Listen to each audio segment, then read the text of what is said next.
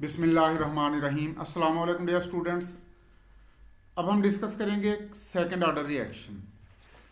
Second order reaction ऐसे reaction होते हैं जिनका अगर रेट लॉ लिखा जाए, यानी इनकी अगर रेट इक्वेशन लिखी जाए, तो इनकी कंसंट्रेशन टर्म्स की एक्सपोनेंट का सम 2 होता है। These are the reaction in which sum of exponents of concentration terms in rate law is 2। यानी इन रिएक्शन में दो रिएक्टेंट की कंसंट्रेशन चेंज होगी। These are the reaction in which rate depends on two concentration terms. इन reactions में दो reactant के concentration पर रेट ऑफ रिएक्शन डिपेंड करेगा, और उनमें से कोई भी रिएक्टेंट लार्ज एक्सेस में नहीं होना चाहिए, क्योंकि अगर दो रिएक्टेंट हों और एक रिएक्टेंट का कंसंट्रेशन लार्ज एक्सेस में होगा तो फिर वो रिएक्शन सेकंड ऑर्डर नहीं रहेगा, फिर वो सीडो फर्स्ट ऑर्डर रिएक्शन बन जाएगा, जो हम ऑलरेडी डिस्कस कर चुके हैं। तो इसको हम यूं भी डिफाइन कर सकते हैं, it is the reaction in which two molecules suffer change in concentration and the reaction in which rate of reaction is determined by two concentration variable. जो पहली डेफिनेशन है ये ज़्यादा ऑथेंटिक है कि सेकेंड ऑर्डर रिएक्शन ऐसे reaction होते हैं जिनके रेट लॉ में रिएक्टेंट के कंसंट्रेशन की एक्सपोनेंट का मजमुआ 2 होता है। ये हम आगे चल के इसको देखेंगे। सेकेंड ऑर्डर रिएक्शन के दो केसेस हैं। एक केस तो ये है कि दोनों रिएक्टेंट का इनिशियल कंसंट्रेशन सेम हो, और दूसरा केस कि सेकेंड ऑर्डर रिएक्शन के दोनों रिएक्टेंट की इनिशियल कंसंट्रेशन डिफरेंट हो। तो हम पहले फर्स्ट केस डिस्कस करते हैं। When two reactants are same and their initial concentration are also same, बल्कि इसको यूं लिख लें कि two reactants have same initial concentration. Suppose कि ये रिएक्शन है, रिएक्टेंट के मॉलिक्यूल हैं, रिएक्टेंट दो हैं और दोनों को हमने ए से रिप्रेजेंट किया है, या बेशक आप एक को ए और दूसरे को बी लिख लें, लेकिन दोनों का इनिशियल कंसंट्रेशन सेम लिखना है। यानी चाहे आप इस रिएक्शन को यूं लिख लें और या आप इसको यूं लिख लें।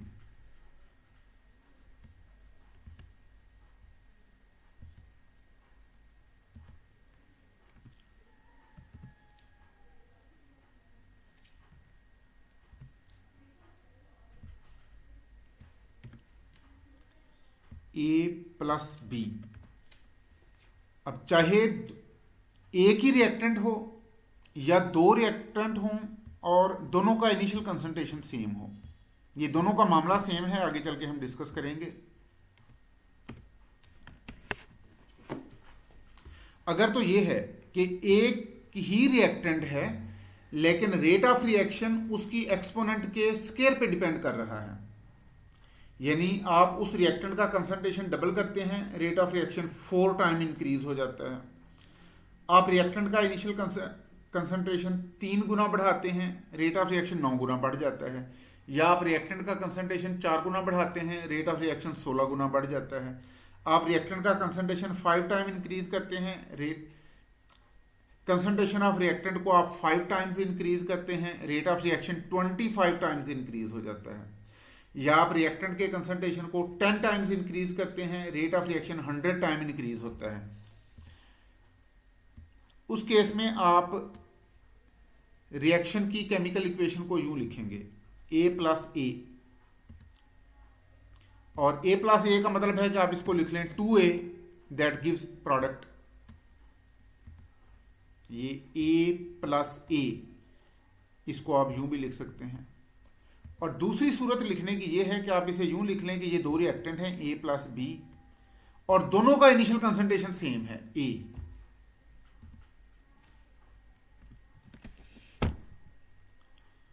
तो यहां पर हम लिखते हैं कि फॉर अबव केमिकल इक्वेशन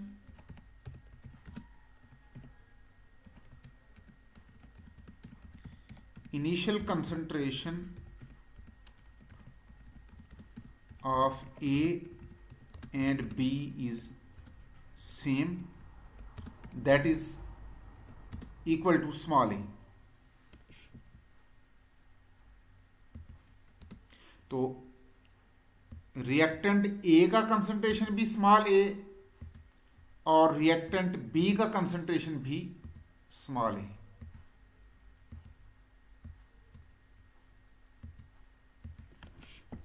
अब सपोज के इनिशियल कंसंट्रेशन रिएक्टेंट का small a and concentration of reactant at time t a minus x. जो जो टाइम गुजरेगा प्रोडक्ट बनना शुरू हो जाएगा। प्रोडक्ट का कंसंट्रेशन है एक्स, तो जब प्रोडक्ट का कंसंट्रेशन इंक्रीज होगा तो रिएक्टेंट का कंसंट्रेशन उतना ही डिक्रीज होगा। तो एट टाइम टी रिएक्टेंट का कंसंट्रेशन हो जाएगा ए माइनस एक्स, और इससे ऊपर हम लिख लेते हैं कि कंसंट्रेशन ऑफ प्रोडक्ट कोई भी हो, जब आप रेट लॉ लिखते हैं, जब आप ऑर्डर ऑफ रिएक्शन को डिस्कस करते हैं, तो हम प्रोडक्ट की नेचर से हमें कोई गर्ज नहीं होती। तो प्रोडक्ट कोई भी है उसका concentration after time T x है, देन रिएक्टेंट का कंसंट्रेशन एट टाइम टी है ए माइनस एक्स। अब इस रिएक्शन का हम रेट लॉ लिखेंगे इस तरह से कि rate of reaction is directly proportional to A minus X multiplied by A minus X. तो ए माइनस एक्स का स्केयर हो गया। अब चाहे ये A minus X reactant A का कंसंट्रेशन है और ये दूसरा A minus X reactant B का कंसंट्रेशन है, चाहे इस तरह की सिचुएशन है, या ये एक ही रिएक्टेंट है लेकिन रेट ऑफ रिएक्शन उसके स्केयर के डिपेंड कर रहा है। ये देखें, ये रेट लॉ है सेकंड ऑर्डर रिएक्शन का। इस रेट लॉ को गौर से देखिएगा। यहां rate of reaction directly proportional है square of concentration of reactant के। इसका मतलब है आप रिएक्टेंट का कंसंट्रेशन अगर डबल कर देंगे तो ये चूंकि रिएक्टेंट के कंसंट्रेशन का स्केयर है, तो इसको अगर आप डबल करेंगे rate of reaction 4 time increase होगा। आप रिएक्टेंट के कंसंट्रेशन को अगर 3 टाइम इंक्रीज करेंगे तो 3 का स्केयर 9 है, अब rate of reaction 9 time increase हो जाएगा। और अगर आप रिएक्टेंट के कंसंट्रेशन को 4 टाइम इंक्रीज करेंगे, 4 का स्केयर 16 है, then rate of reaction 16 time increase होगा। Then equation 1 is differential form of rate law for second order reaction in which both reactants have same initial concentration। Equation 1 को rearrange करके हम यूं भी लिख सकते हैं, और इस इक्वेशन को अब हम इंटीग्रेट करेंगे।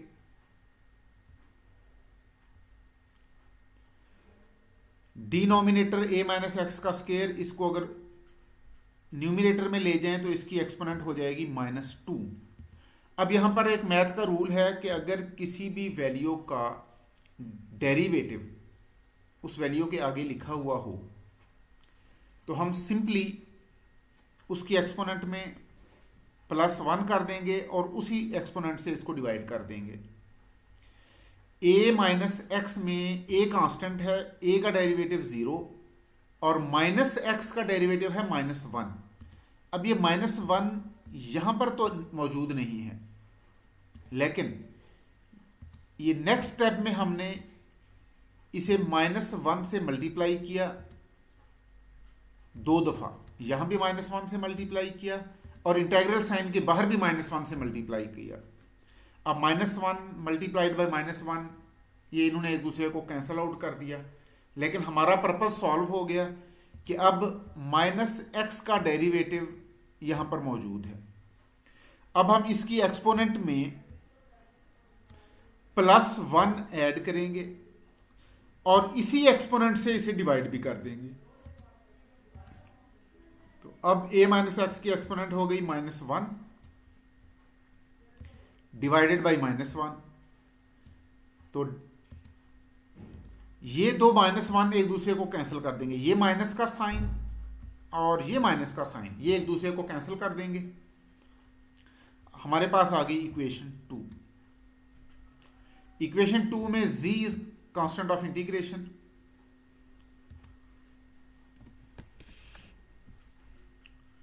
Here capital Z is constant of integration. अब हमने फाइंड करनी है कांस्टेंट ऑफ इंटीग्रेशन की वैल्यू। तो यहां पर हम हेडिंग देंगे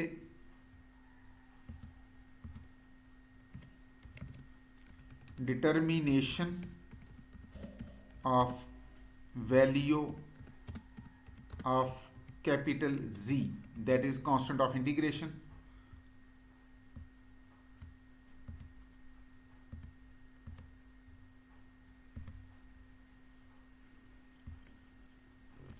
तो जब टाइम जीरो था, व्हेन t इज जीरो, तो प्रोडक्ट की कंसंट्रेशन भी जीरो थी। अब आप इस इक्वेशन में यहां पर t को जीरो पुट करें और x को भी जीरो पुट करें, तो इक्वेशन 2 जो है हमारे पास इस फॉर्म में आ जाएगी, इस फॉर्म में। और यहां से z की वैल्यू आएगी 1/a। z की ये वैल्यू इक्वेशन 2 में अगर पुट की जाए तो ये इक्वेशन हमारे पास आ गई, equation 3। Now equation 2 and equation 3, these are integrated forms of rate law for first order reaction where initial concentration of reactant is same. Equation 3 is equation of straight line. अगर आप a over a minus x को along y axis put करें और t को along x axis put करें, we will get a straight line. ये straight line origin में से पास होगी, सॉरी ये स्ट्रेट लाइन ओरिजिन में से पास नहीं होगी, इसका इंटरसेप्ट 1/a है। यानी इस स्ट्रेट लाइन के इंटरसेप्ट से हम रिएक्टेंट का इनिशियल कंसंट्रेशन फाइंड कर सकते हैं। अगर एक रिएक्शन चल रहा है और हमें कोई बताता है कि इसका इनिशियल कंसंट्रेशन दोनों रिएक्टेंट का सेम था, तो हम इस तरह स्ट्रेट लाइन बना के रिएक्टेंट का इनिशियल कंसंट्रेशन फाइंड कर सकते हैं और उस स्ट्रेट लाइन के स्लोप से हम k की वैल्यू भी फाइंड कर सकते हैं। ये देखें, intercept is equal to 1/a and initial concentration of reactant is 1/इंटरसेप्ट। अगेन इक्वेशन 3 को हम इस फॉर्म में भी लिख सकते हैं। अब इसको थोड़ा सा रीअरेंज किया तो ये हमारे पास इक्वेशन इस फॉर्म में आ गई। ये जो इक्वेशन 4 है ये भी इक्वेशन ऑफ स्ट्रेट लाइन है। तो अगर आप इस वैल्यू को इलांग y एक्सिस पुट करें और टाइम को इलांग x एक्सिस पुट करें तो अगेन हमारे पास एक स्ट्रेट लाइन आएगी। ये स्ट्रेट लाइन ओरिजिन में से पास होगी, इसके स्लोप से k की वैल्यू हम लेंगे, जो स्लोप की वैल्यू होगी वही k की वैल्यू होगी। तो इक्वेशन 4 को जरा रीअरेंज करके हम यूं भी लिख सकते हैं, यह है इक्वेशन 5। इस इक्वेशन से हम मैथमेटिकली k की वैल्यू फाइंड कर सकते हैं। तो equation 3, equation 4, equation 5, these are equations, these are integrated form of rate law when initial concentration, these are integrated form of rate law for second order reaction when initial concentration of two reactants are same.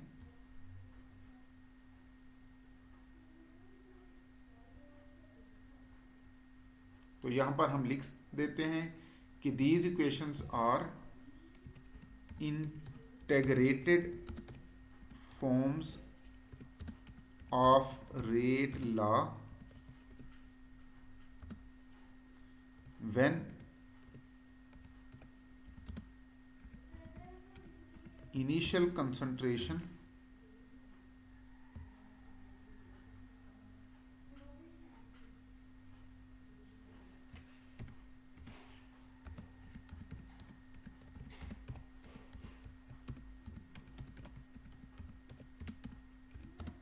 when initial concentrations of both reactants are same।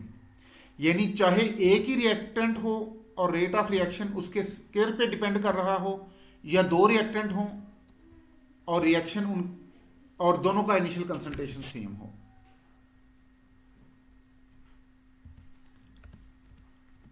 अब these reactions are integrated form of rate law when rate of reaction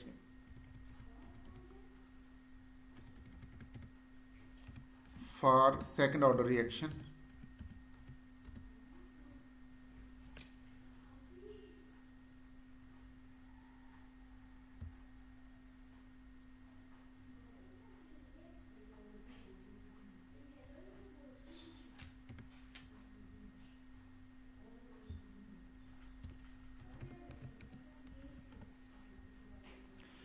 अब है जी equation 5 का हमने postmortem करना है। इससे के की वैल्यू कैसे फाइंड की जाए। This is equation 5। न्यूमरेटर में हमारे पास है प्रोडक्ट की कंसंट्रेशन। प्रोडक्ट की कंसंट्रेशन की यूनिट मोल पर लीटर। डिनोमिनेटर में टाइम है, टाइम की कंसंट्रेशन सेकंड, और इसके बाद है ए इंटू ए माइनस एक्स। ए है रिएक्टेंट का इनिशियल कंसंट्रेशन और ए माइनस एक्स है रिएक्टेंट का कंसंट्रेशन एट टाइम टी। तो दोनों की ही यूनिट मोल पर लीटर होगी। तो अब डिनोमिनेटर में हमारे पास आ गया मोल पर लीटर मल्टीप्लाइड बाय मोल पर लीटर, यानी कि मोल पर लीटर का स्क्वायर।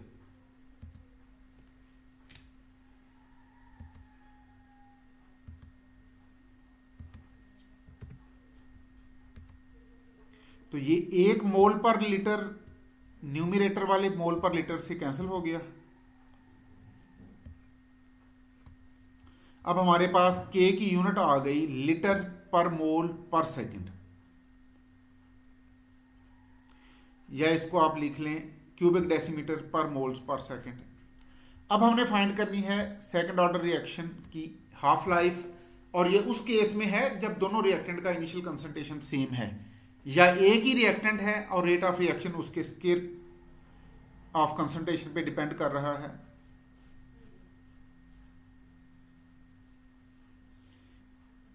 तो यहां भी हम लिख देते हैं कि ये जो इक्वेशन 5 है, it is for second order reaction when there is one reactant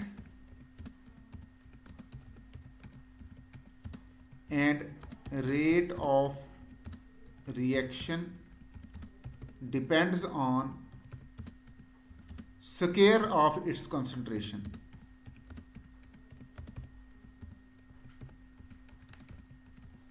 Or when there are two reactants and rate of reaction, when there are two reactants and initial concentration of both are same, यानी यहां पर अब दो cases आ जाएंगे। पहला case कि एक ही reactant है और रेट ऑफ रिएक्शन उसके स्केल पर डिपेंड कर रहा है, और दूसरा केस कि दो रिएक्टेंट हैं और दोनों का इनिशियल कंसंट्रेशन सेम है। तो यहां भी यही मामला है। तो ये जो के की यूनिट है, this is for second order reaction.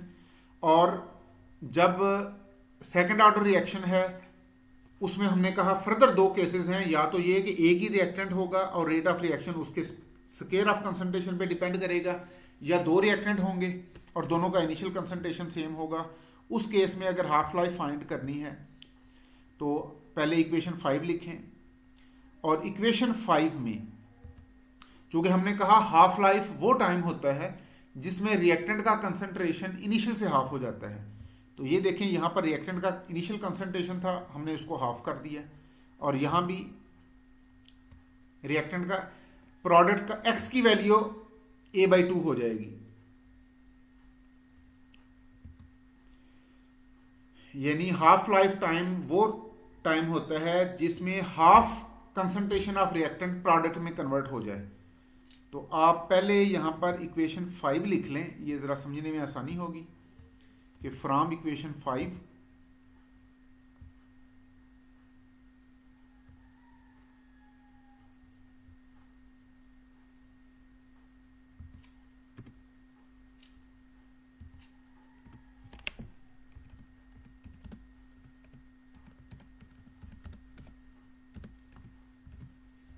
ये है हमारे पास इक्वेशन 5।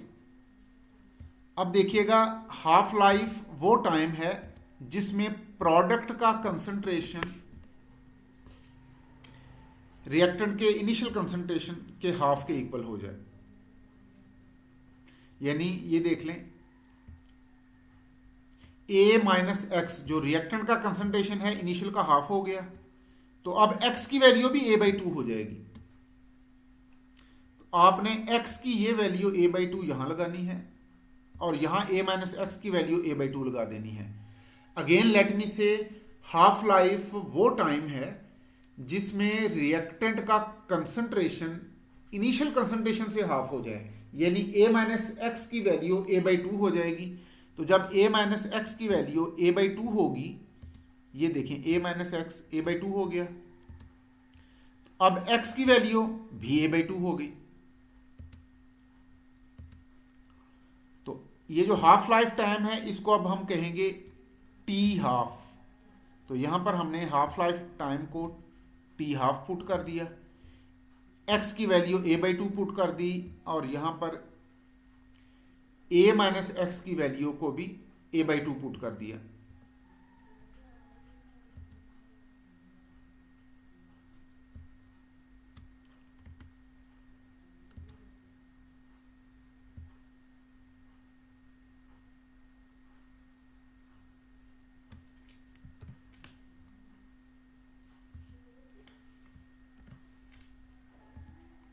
अब न्यूमिनेटर डिनोमिनेटर दोनों में ए बाई टू है, ये कैंसिल हो गए। This a by two is cancelled with this a by to.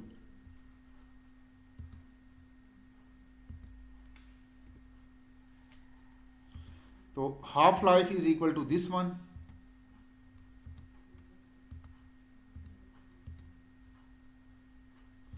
अब देखें यहां पर हाफ लाइफ की ये इक्वेशन आ गई और इससे इसमें k कांस्टेंट है, it mean half life is inversely proportional to initial concentration of A.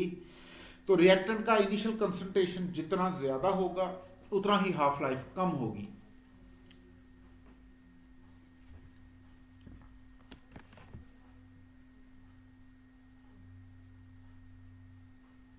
Half life कम होने का मतलब है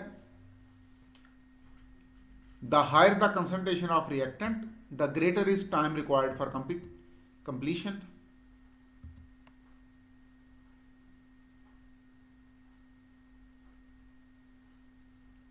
The higher is concentration of reactant, the less time is required for completion.